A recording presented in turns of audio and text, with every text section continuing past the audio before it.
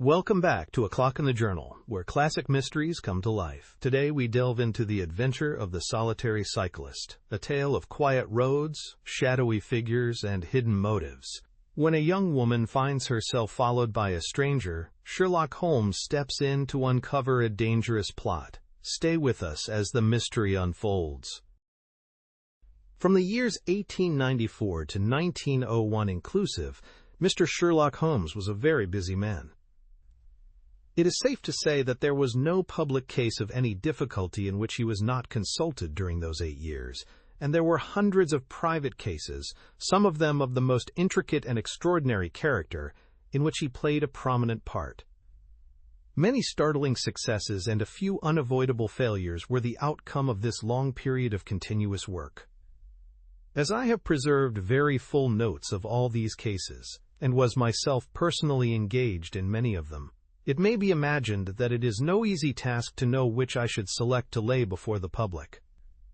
I shall, however, preserve my former rule, and give the preference to those cases which derive their interest not so much from the brutality of the crime, as from the ingenuity and dramatic quality of the solution. For this reason, I will now lay before the reader the facts connected with Miss Violet Smith, the solitary cyclist of Charlington, and the curious sequel of our investigation, which culminated in unexpected tragedy. It is true that the circumstance did not admit of any striking illustration of those powers for which my friend was famous, but there were some points about the case which made it stand out in those long records of crime from which I gather the material for these little narratives. On referring to my notebook for the year 1895, I find that it was upon Saturday, the 23rd of April, that we first heard of Miss Violet Smith. Her visit was, I remember, extremely unwelcome to Holmes, for he was immersed at the moment in a very abstruse and complicated problem concerning the peculiar persecution to which John Vincent Harden, the well-known tobacco millionaire, had been subjected. My friend, who loved above all things precision and concentration of thought, resented anything which distracted his attention from the matter in hand.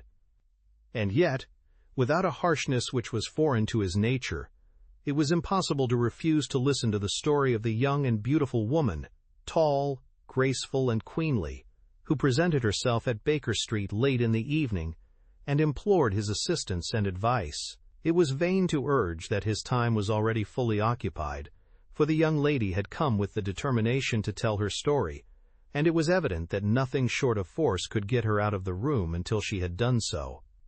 With a resigned air and a somewhat weary smile, Holmes begged the beautiful intruder to take a seat and to inform us what it was that was troubling her. "At least it cannot be your health," said he, as his keen eyes darted over her. "So ardent a bicyclist must be full of energy."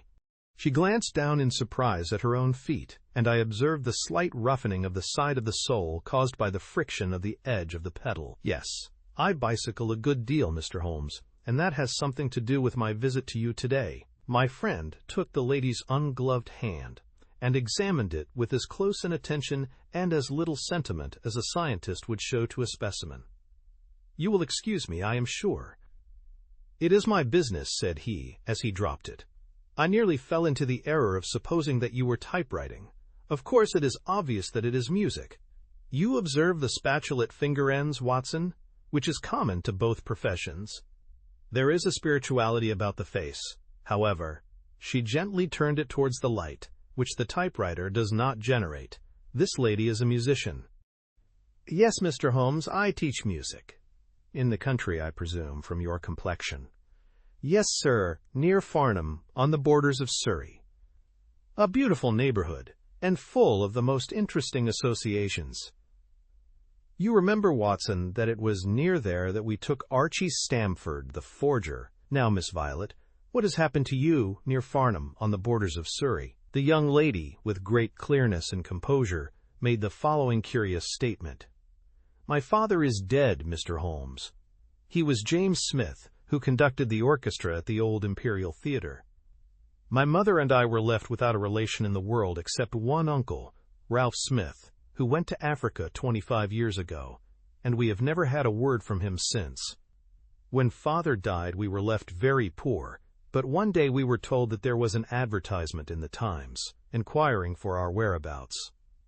You can imagine how excited we were, for we thought that someone had left us a fortune. We went at once to the lawyer whose name was given in the paper. There we met two gentlemen, Mr. Carruthers and Mr. Woodley, who were home on a visit from South Africa. They said that my uncle was a friend of theirs, that he had died some months before in great poverty in Johannesburg, and that he had asked them with his last breath to hunt up his relations and see that they were in no want. It seemed strange to us that Uncle Ralph, who took no notice of us when he was alive, should be so careful to look after us when he was dead. But Mr. Carruthers explained that the reason was that my uncle had just heard of the death of his brother, and so felt responsible for our fate. "Excuse me," said Holmes, "when was this interview?" "Last December, 4 months ago." "Pray proceed." Mr. Woodley seemed to me to be a most odious person. He was forever making eyes at me, a coarse, puffy-faced, red-mustached young man, with his hair plastered down on each side of his forehead. I thought that he was perfectly hateful, and I was sure that Cyril would not wish me to know such a person. "Oh, Cyril is his name," said Holmes, smiling. The young lady blushed and laughed. "Yes, Mr. Holmes, Cyril Morton, an electrical engineer, and we hope to be married at the end of the summer." Dear me, how did I get talking about him? What I wished to say was that Mr. Woodley was perfectly odious, but that Mr. Carruthers, who was a much older man, was more agreeable. He was a dark, sallow, clean-shaven, silent person, but he had polite manners and a pleasant smile. He inquired how we were left, and on finding that we were very poor, he suggested that I should come and teach music to his only daughter, aged 10. I said that I did not like to leave my mother, on which he suggested that I should go home to her every weekend, and he offered me 100 a year, which was certainly splendid pay. So it ended by my accepting, and I went down to Chiltern Grange, about 6 miles from Farnham. Mr. Carruthers was a widower, but he had engaged a lady housekeeper, a very respectable elderly person called Mrs. Dixon, to look after his establishment. The child was a dear, and everything promised well. Mr. Carruthers was very kind and very musical, and we had most pleasant evenings together. Every weekend I went home to my mother in town. The first flaw in my happiness was the arrival of the red-mustached Mr. Woodley. He came for a visit of a week, and oh, it seemed 3 months to me. He was a dreadful person, a bully to everyone else, but to me something infinitely worse. He made odious love to me, boasted of his wealth, said that if I married him, I could have the finest diamonds in London, and finally, when I would have nothing to do with him, he seized me in his arms one day after dinner. He was hideously strong, and swore that he would not let me go until I had kissed him. Mr. Carruthers came in and tore him from me, on which he turned upon his own host, knocking him down and cutting his face open. That was the end of his visit, as you can imagine. Mr. Carruthers apologized to me next day, and assured me that I should never be exposed to such an insult again. I have not seen Mr. Woodley since. And now, Mr. Holmes, I come at last to the special thing which has caused me to ask your advice today. You must know that every Saturday forenoon I ride on my bicycle to Farnham Station in order to get the 12:22 to town. The road from Chiltern Grange is a lonely one, and at one spot it is particularly so, for it lies for over a mile between Charlington Heath upon one side and the woods which lie round Charlington Hall upon the other. You could not find a more lonely tract of road anywhere, and it is quite rare to meet so much as a cart or a peasant until you reach the high road near Crooksbury Hill. 2 weeks ago I was passing this place, when I chanced to look back over my shoulder, and about 200 yards behind me I saw a man, also on a bicycle. He seemed to be a middle-aged man, with a short dark beard. I looked back before I reached Farnham, but the man was gone, so I thought no more about it. But you can imagine how surprised I was, Mr. Holmes, when on my return on the Monday I saw the same man on the same stretch of road. My astonishment was increased when the incident occurred again, exactly as before, on the following Saturday and Monday. He always kept his distance and did not molest me in any way, but still it certainly was very odd. I mentioned it to Mr. Carruthers, who seemed interested in what I said, and told me that he had ordered a horse and trap, so that in future I should not pass over these lonely roads without some companion. The horse and trap were to have come this week, but for some reason they were not delivered, and again I had to cycle to the station. That was this morning. You can think that I looked out when I came to Charlington Heath, and there, sure enough, was the man, exactly as he had been the 2 weeks before. He always kept so far from me that I could not clearly see his face, but it was certainly someone whom I did not know. He was dressed in a dark suit with a cloth cap. The only thing about his face that I could clearly see was his dark beard. Today I was not alarmed, but I was filled with curiosity, and I determined to find out who he was and what he wanted. I slowed down my machine, but he slowed down his. Then I stopped altogether, but he stopped also. Then I laid a trap for him. There is a sharp turning of the road, and I pedaled very quickly round this, and then I stopped and waited. I expected him to shoot round and pass me before he could stop, but he never appeared. Then I went back and looked round the corner. I could see a mile of road, but he was not on it. To make it the more extraordinary, there was no side road at this point down which he could have gone. Holmes chuckled and rubbed his hands. "This case certainly presents some features of its own," said he. "How much time elapsed between your turning the corner and your discovery that the road was clear?" 2 or 3 minutes. "Then he could not have retreated down the road, and you say that there are no side roads?" "None." "Then he certainly took a footpath on one side or the other." "It could not have been on the side of the heath, or I should have seen him. So by the process of exclusion, we arrive at the fact that he made his way toward Charlington Hall, which, as I understand, is situated in its own grounds on one side of the road." "Anything else?" "Nothing, Mr. Holmes, save that I was so perplexed that I felt I should not be happy until I had seen you and had your advice." Holmes sat in silence for some little time. "Where is the gentleman to whom you are engaged?" he asked at last. "He is in the Midland Electrical Company, at Coventry." "He would not pay you a surprise visit?" "Oh, Mr. Holmes, as if I should not know him." "Have you had any other admirers?" "Several before I knew Cyril." "And since?" "There was this dreadful man Woodley, if you can call him an admirer." "No one else?" Our fair client seemed a little confused. "Who was he?" asked Holmes. "Oh, it may be a mere fancy of mine, but it had seemed to me sometimes that my employer, Mr. Carruthers, takes a great deal of interest in me. We are thrown rather together. I play his accompaniments in the evening. He has never said anything. He is a perfect gentleman. But a girl always knows." "Ha!" Holmes looked grave. "What does he do for a living?" "He is a rich man." "No carriages or horses?" "Well, at least he is fairly well-to-do. But he goes into the city 2 or 3 times a week. He is deeply interested in South African gold shares. You will let me know any fresh development, Miss Smith. I am very busy just now, but I will find time to make some inquiries into your case. In the meantime, take no step without letting me know. Goodbye, and I trust that we shall have nothing but good news from you."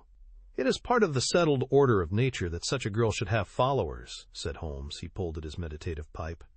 "But for choice, not on bicycles and lonely country roads. Some secretive lover beyond all doubt. But there are curious and suggestive details about the case, Watson." "That he should appear only at that point?" "Exactly. Our first effort must be to find who are the tenants of Charlington Hall. Then, again, how about the connection between Carruthers and Woodley? Since they appear to be men of such a different type, how came they both to be so keen upon looking up Ralph Smith's relations? One more point. What sort of a menage is it which pays double the market price for a governess, but does not keep a horse, although 6 miles from the station? Odd, Watson. Very odd. You will go down? No, my dear fellow, you will go down. This may be some trifling intrigue, and I cannot break my other important research for the sake of it. On Monday you will arrive early at Farnham. You will conceal yourself near Charlington Heath. You will observe these facts for yourself, and act as your own judgment advises. Then, having inquired as to the occupants of the hall, you will come back to me and report. And now, Watson, Not another word of the matter until we have a few solid stepping stones on which we may hope to get across to our solution. We had ascertained from the lady that she went down upon the Monday by the train which leaves Waterloo at 9:50, so I started early and caught the 9:13. At Farnham Station I had no difficulty in being directed to Charlington Heath. It was impossible to mistake the scene of the young lady's adventure, for the road runs between the open heath on one side and an old yew hedge upon the other, surrounding a park which is studded with magnificent trees. There was a main gateway of lichen-studded stone, each side pillar surmounted by mouldering heraldic emblems, but besides this central carriage drive, I observed several points where there were gaps in the hedge and paths leading through them. The house was invisible from the road, but the surroundings all spoke of gloom and decay. The heath was covered with golden patches of flowering gorse, gleaming magnificently in the light of the bright spring sunshine. Behind one of these clumps I took up my position, so as to command both the gateway of the hall and a long stretch of the road upon either side. It had been deserted when I left it, but now I saw a cyclist riding down it from the opposite direction to that in which I had come. He was clad in a dark suit, and I saw that he had a black beard. On reaching the end of the Charlington grounds, he sprang from his machine and led it through a gap in the hedge, disappearing from my view. A quarter of an hour passed, and then a second cyclist appeared. This time it was the young lady coming from the station. I saw her look about her as she came to the Charlington hedge. An instant later the man emerged from his hiding place, sprang upon his cycle, and followed her. In all the broad landscape, those were the only moving figures, the graceful girl sitting very straight upon her machine, and the man behind her bending low over his handlebar, with a curiously furtive suggestion in every movement. She looked back at him and slowed her pace. He slowed also. She stopped. He at once stopped too, keeping 200 yards behind her. Her next movement was as unexpected as it was spirited. She suddenly whisked her wheels round and dashed straight at him. He was as quick as she, however, and darted off in desperate flight. Presently she came back up the road again, her head haughtily in the air, not deigning to take any further notice of her silent attendant. He had turned also, and still kept his distance until the curve of the road hid them from my sight. I remained in my hiding place, and it was well that I did so, for presently the man reappeared, cycling slowly back. He turned in at the hall gates, and dismounted from his machine. For some minutes I could see him standing among the trees. His hands were raised, and he seemed to be settling his necktie. Then he mounted his cycle and rode away from me down the drive towards the hall. I ran across the heath and peered through the trees. Far away I could catch glimpses of the old gray building with its bristling Tudor chimneys. But the drive ran through a dense shrubbery, and I saw no more of my man. However, it seemed to me that I had done a fairly good morning's work, and I walked back in high spirits to Farnham. The local house agent could tell me nothing about Charlington Hall, and referred me to a well-known firm in Pall Mall. There I halted on my way home, and met with courtesy from the representative. No, I could not have Charlington Hall for the summer. I was just too late. It had been let about a month ago. Mr. Williamson was the name of the tenant. He was a respectable, elderly gentleman. The polite agent was afraid he could say no more, as the affairs of his clients were not matters which he could discuss. Mr. Sherlock Holmes listened with attention to the long report which I was able to present to him that evening, but it did not elicit that word of curt praise which I had hoped for and should have valued. On the contrary, his austere face was even more severe than usual as he commented upon the things that I had done, and the things that I had not. Your hiding place, my dear Watson, was very faulty. You should have been behind the hedge. Then you would have had a close view of this interesting person. As it is, you were some hundreds of yards away, and can tell me even less than Miss Smith. She thinks she does not know the man. I am convinced she does. Why, otherwise, should he be so desperately anxious that she should not get so near him as to see his features? You describe him as bending over the handlebar. Concealment again, you see. You really have done remarkably badly. He returns to the house, and you want to find out who he is? You come to a London house agent." "What should I have done?" I cried, with some heat. "Gone to the nearest public house. That is the center of country gossip. They would have told you every name, from the master to the scullery maid." "Williamson?" It conveys nothing to my mind. If he is an elderly man, he is not this active cyclist who sprints away from that young lady's athletic pursuit. "What have we gained by your expedition?" "The knowledge that the girl's story is true. I never doubted it. That there is a connection between the cyclist and the hall, I never doubted that either. That the hall is tenanted by Williamson, who's the better for that? Well, well, my dear sir, don't look so depressed. We can do little more until next Saturday, and in the meantime I may make 1 or 2 inquiries myself." Next morning we had a note from Miss Smith, recounting shortly and accurately the very incidents which I had seen, but the pith of the letter lay in the postscript. "I am sure that you will respect my confidence, Mr. Holmes, when I tell you that my place here has become difficult, owing to the fact that my employer has proposed marriage to me.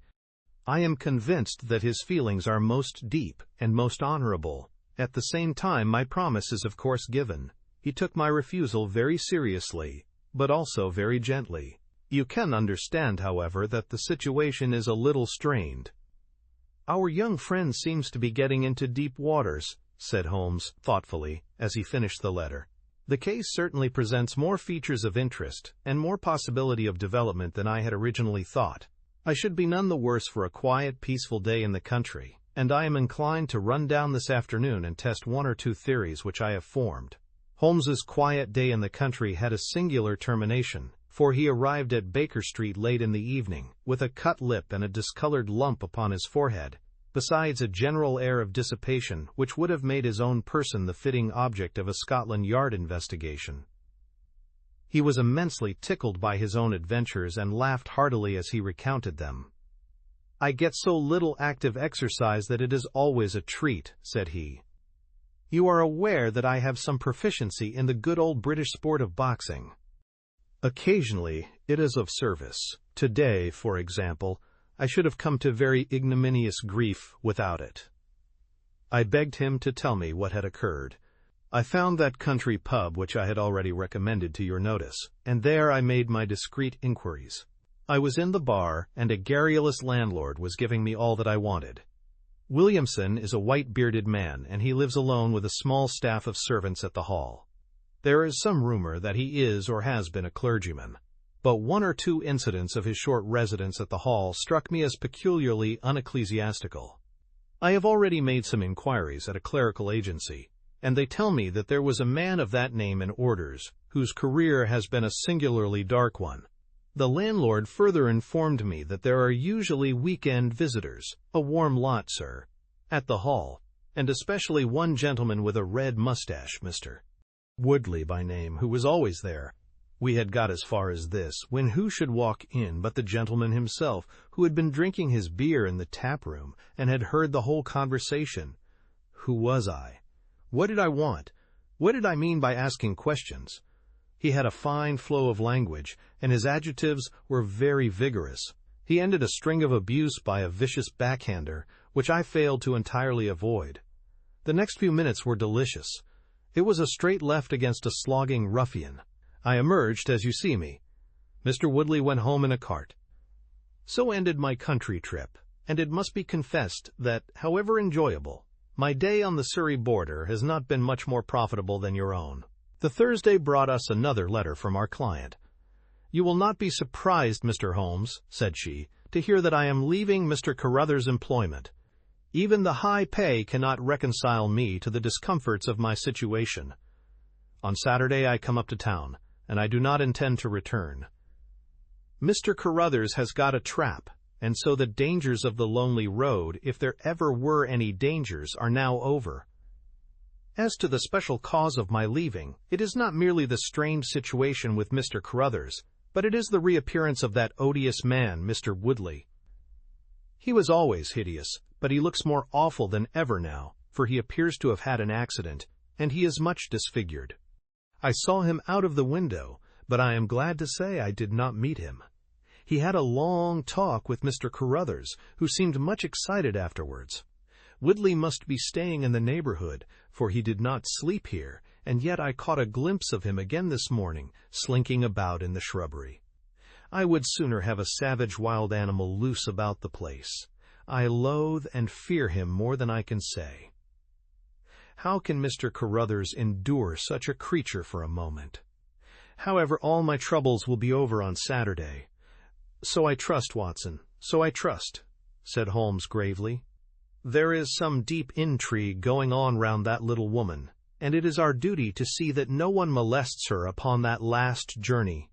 I think, Watson, that we must spare time to run down together on Saturday morning and make sure that this curious and inclusive investigation has no untoward ending. I confess that I had not up to now taken a very serious view of the case, which had seemed to me rather grotesque and bizarre than dangerous. That a man should lie in wait for and follow a very handsome woman is no unheard-of thing, and if he has so little audacity that he not only dared not address her, but even fled from her approach, he was not a very formidable assailant. The ruffian Woodley was a very different person, but except on one occasion he had not molested our client, and now he visited the house of Carruthers without intruding upon her presence. The man on the bicycle was doubtless a member of those weekend parties at the hall of which the publican had spoken, but who he was, or what he wanted, was as obscure as ever. It was the severity of Holmes's manner, and the fact that he slipped a revolver into his pocket before leaving our rooms, which impressed me with the feeling that tragedy might prove to lurk behind this curious train of events. A rainy night had been followed by a glorious morning, and the heath-covered countryside, with the glowing clumps of flowering gorse, seemed all the more beautiful to eyes which were weary of the duns and drabs and slate-grays of London. Holmes and I walked along the broad, sandy road, inhaling the fresh morning air and rejoicing in the music of the birds and the fresh breath of the spring. From a rise of the road on the shoulder of Crooksbury Hill, we could see the grim hall bristling out from amidst the ancient oaks which, old as they were still younger than the building which they surrounded. Holmes pointed down the long tract of road which wound, a reddish-yellow band, between the brown of the heath and the budding green of the woods. Far away, a black dot, we could see a vehicle moving in our direction. Holmes gave an exclamation of impatience. "I have given a margin of half an hour," said he. "If that is her trap, she must be making for the earlier train. I fear, Watson, that she will be past Charlington before we can possibly meet her." From the instant that we passed the rise, we could no longer see the vehicle, but we hastened onward at such a pace that my sedentary life began to tell upon me, and I was compelled to fall behind. Holmes, however, was always in training, for he had inexhaustible stores of nervous energy upon which to draw. His springy step never slowed, until suddenly, when he was 100 yards in front of me, he halted, and I saw him throw up his hand with a gesture of grief and despair. At the same instant, an empty dog-cart, the horse cantering, the reins trailing, appeared round the curve of the road and rattled swiftly towards us. "Too late, Watson, too late!" cried Holmes as I ran panting to his side. "Fool that I was not to allow for that earlier train! It's abduction, Watson, abduction, murder, heaven knows what! Block the road! Stop the horse! That's right. Now, jump in, and let us see if I can repair the consequences of my own blunder." We had sprung into the dog-cart, and Holmes, after turning the horse, gave it a sharp cut with the whip, and we flew back along the road. As we turned the curve, the whole stretch of road between the hall and the heath was opened up. I grasped Holmes's arm. "That's the man," I gasped. A solitary cyclist was coming towards us. His head was down and his shoulders rounded, as he put every ounce of energy that he possessed on to the pedals. He was flying like a racer. Suddenly he raised his bearded face, saw us close to him, and pulled up, springing from his machine. That coal-black beard was in singular contrast to the pallor of his face, and his eyes were as bright as if he had a fever. He stared at us and at the dog-cart. Then a look of amazement came over his face. "Hello! Stop there!" he shouted, holding his bicycle to block our road.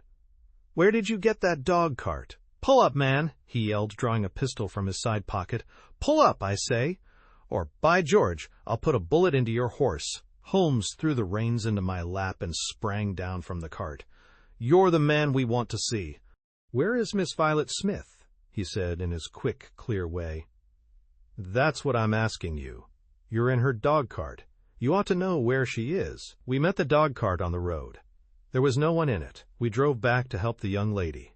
Good Lord! Good Lord! What shall I do? Cried the stranger in an ecstasy of despair. They've got her, that hellhound Woodley and the blackguard parson. Come, man, come, if you really are her friend. Stand by me and we'll save her, if I have to leave my carcass in Charlington Wood. He ran distractedly, his pistol in his hand towards a gap in the hedge. Holmes followed him, and I, leaving the horse grazing beside the road, followed Holmes. This is where they came through, said he, pointing to the marks of several feet upon the muddy path. Halloa! Stop a minute. Who's this in the bush? It was a young fellow about 17, dressed like an ostler, with leather cords and gaiters. He lay upon his back, his knees drawn up, a terrible cut upon his head. He was insensible, but alive. A glance at his wound told me that it had not penetrated the bone. That's Peter, the groom, cried the stranger. He drove her. The beasts have pulled him off and clubbed him. Let him lie. We can't do him any good, but we may save her from the worst fate that can befall a woman. We ran frantically down the path which wound among the trees. We had reached the shrubbery which surrounded the house when Holmes pulled up. They didn't go to the house. Here are their marks on the left. Here, beside the laurel bushes. Ah, I said so. As he spoke, a woman's shrill scream, a scream which vibrated with a frenzy of horror, burst from the thick green clump of bushes in front of us. It ended suddenly on its highest note with a choke and a gurgle. This way! This way! They are in the bowling alley! Cried the stranger, darting through the bushes. Ah, the cowardly dogs! Follow me, gentlemen! Too late! Too late! By the living jingo! We had broken suddenly into a lovely glade of greensward surrounded by ancient trees. On the farther side of it, under the shadow of a mighty oak, there stood a singular group of 3 people. One was a woman, our client, drooping and faint, a handkerchief round her mouth. Opposite her stood a brutal, heavy-faced, red-mustached young man, his gaitered legs parted wide, one arm akimbo, the other waving a riding crop, his whole attitude suggestive of triumphant bravado. Between them, an elderly gray-bearded man, wearing a short surplice over a light tweed suit, had evidently just completed the wedding service, for he pocketed his prayer book as we appeared, and slapped the sinister bridegroom upon the back in jovial congratulation. "They're married," I gasped. "Come on," cried our guide. "Come on!" He rushed across the glade, Holmes and I at his heels. As we approached, the lady staggered against the trunk of the tree for support. Williamson, the ex-clergyman, bowed to us with mock politeness, and the bully, Woodley, advanced with a shout of brutal and exultant laughter. "You can take your beard off, Bob," said he. "I know you right enough. Well, you and your pals have just come in time for me to be able to introduce you to Mrs. Woodley." Our guide's answer was a singular one. He snatched off the dark beard which had disguised him and threw it on the ground, disclosing a long, sallow, clean-shaven face below it. Then he raised his revolver and covered the young ruffian, who was advancing upon him with his dangerous riding crop swinging in his hand. "Yes," said our ally, "I am Bob Carruthers, and I'll see this woman righted, if I have to swing for it. I told you what I'd do if you molested her, and by the Lord, I'll be as good as my word. You're too late. She's my wife." "No, she's your widow." His revolver cracked, and I saw the blood spurt from the front of Woodley's waistcoat. He spun round with a scream and fell upon his back, his hideous red face turning suddenly to a dreadful mottled pallor.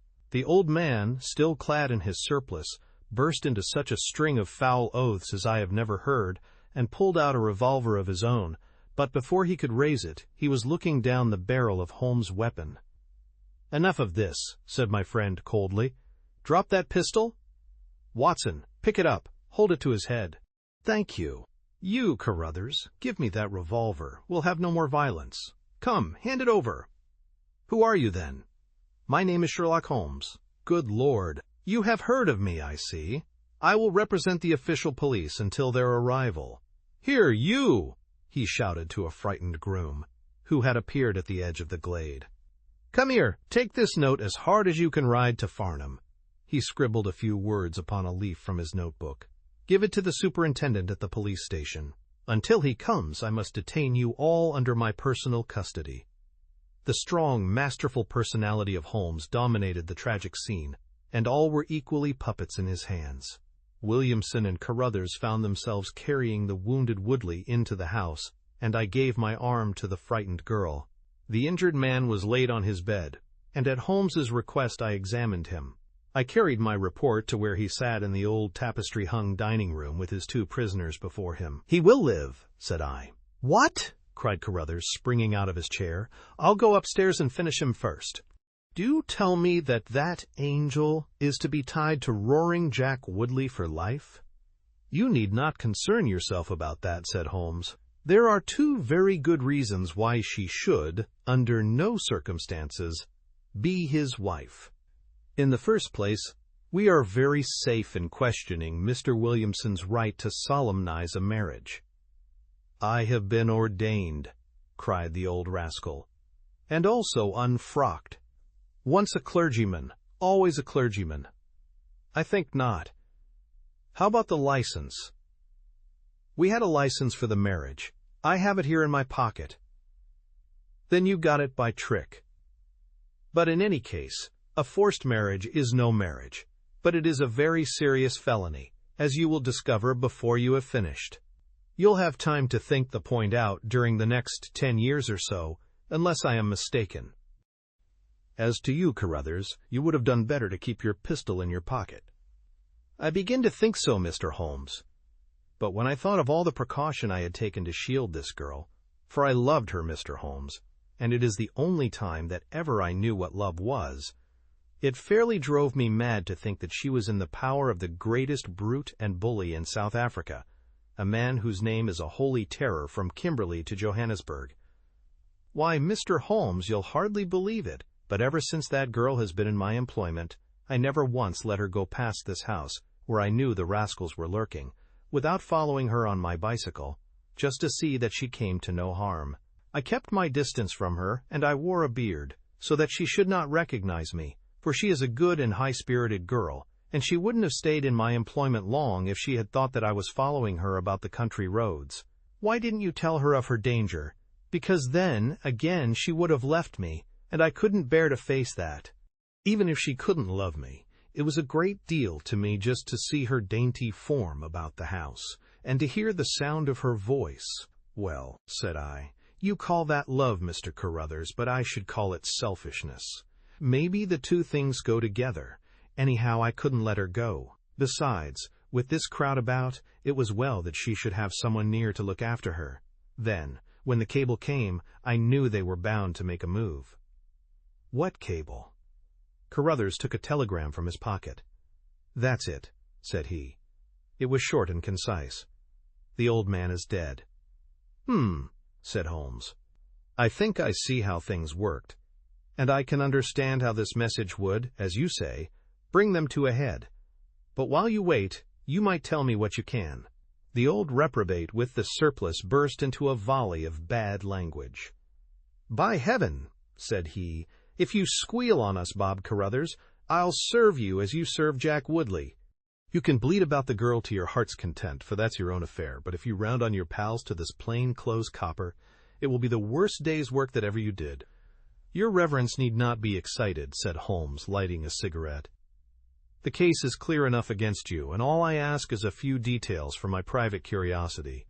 However, if there's any difficulty in your telling me, I'll do the talking, and then you will see how far you have a chance of holding back your secrets. In the first place, 3 of you came from South Africa on this game.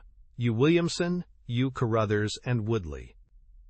Lie number 1, said the old man. I never saw either of them until 2 months ago, and I have never been in Africa in my life, so you can put that in your pipe and smoke it, Mr. Busybody Holmes. What he says is true, said Carruthers. Well, two of you came over. His Reverence is our own homemade article. You had known Ralph Smith in South Africa. You had reason to believe he would not live long. You found out that his niece would inherit his fortune. How's that, E.H.? Carruthers nodded and Williamson swore. She was next of kin, no doubt, and you were aware that the old fellow would make no will. Couldn't read or write, said Carruthers. So you came over, the two of you, and hunted up the girl. The idea was that one of you was to marry her, and the other have a share of the plunder. For some reason, Woodley was chosen as the husband. Why was that? We played cards for her on the voyage. He won. I see. You got the young lady into your service, and there Woodley was to do the courting. She recognized the drunken brute that he was, and would have nothing to do with him. Meanwhile, your arrangement was rather upset by the fact that you had yourself fallen in love with the lady. You could no longer bear the idea of this ruffian owning her? No, by George, I couldn't. There was a quarrel between you. He left you in a rage, and began to make his own plans independently of you. It strikes me, Williamson, there isn't very much that we can tell this gentleman, cried Carruthers with a bitter laugh. Yes, we quarreled, and he knocked me down. I am level with him on that anyhow. Then I lost sight of him. That was when he picked up with this outcast padre here. I found that they had set up housekeeping together at this place on the line that she had to pass for the station. I kept my eye on her after that, for I knew there was some devilry in the wind. I saw them from time to time, for I was anxious to know what they were after. 2 days ago, Woodley came up to my house with this cable, which showed that Ralph Smith was dead. He asked me if I would stand by the bargain. I said I would not. He asked me if I would marry the girl myself and give him a share. I said I would willingly do so, but that she would not have me. He said, let us get her married first, and after a week or two, she may see things a bit different. I said I would have nothing to do with violence. So he went off cursing, like the foul-mouthed blackguard that he was, and swearing that he would have her yet. She was leaving me this weekend, and I had got a trap to take her to the station, but I was so uneasy in my mind that I followed her on my bicycle. She had got a start, however, and before I could catch her, the mischief was done. The first thing I knew about it was when I saw you two gentlemen driving back in her dog-cart. Holmes rose and tossed the end of his cigarette into the grate.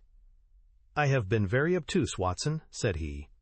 When in your report you said that you had seen the cyclist as you thought arrange his necktie in the shrubbery, that alone should have told me all. However, we may congratulate ourselves upon a curious and, in some respects, a unique case. I perceive 3 of the county constabulary in the drive, and I am glad to see that the little ostler is able to keep pace with them, so it is likely that neither he nor the interesting bridegroom will be permanently damaged by their morning's adventures. I think, Watson, that in your medical capacity you might wait upon Miss Smith and tell her that if she is sufficiently recovered, we shall be happy to escort her to her mother's home. If she is not quite convalescent, you will find that a hint that we were about to telegraph to a young electrician in the Midlands would probably complete the cure. As to you, Mr. Carruthers, I think that you have done what you could to make amends for your share in an evil plot. There is my card, sir, and if my evidence can be of help in your trial, it shall be at your disposal. In the whirl of our incessant activity, it has often been difficult for me, as the reader has probably observed, to round off my narratives, and to give those final details which the curious might expect. Each case has been the prelude to another, and the crisis once over, the actors have passed forever out of our busy lives. I find, however, a short note at the end of my manuscript dealing with this case, in which I have put it upon record that Miss Violet Smith did indeed inherit a large fortune, and that she is now the wife of Cyril Morton, the senior partner of Morton and Kennedy, the famous Westminster electricians. Williamson and Woodley were both tried for abduction and assault, the former getting 7 years, the latter 10. Of the fate of Carruthers I have no record, but I am sure that his assault was not viewed very gravely by the court, since Woodley had the reputation of being a most dangerous ruffian, and I think that a few months were sufficient to satisfy the demands of justice.